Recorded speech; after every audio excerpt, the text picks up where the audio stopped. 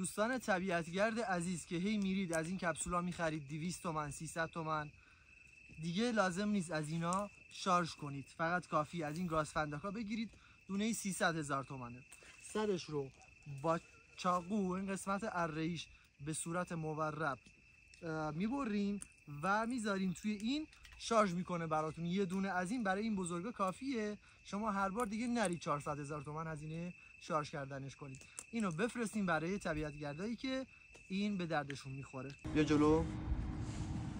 با این اره هایی که چاقو داره اینجاش میذاریم به صورت مورب از یه طرف فقط، نه دو طرف. اینجوری برش میدیم، گردش میکنیم که راحت بتونه بره تو اون یکی که پرش کنه. اضافیاش هم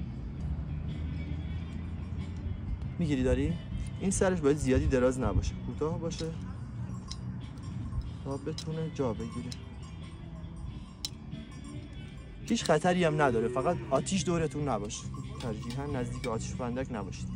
اینو خوب بگیر از نزدیک، قشنگ زوم کن روش، این شکلی باشه. این الان داره پر میشه بدون هیچ دردسری، همینجوری میگیریم تا کامل خالی شه.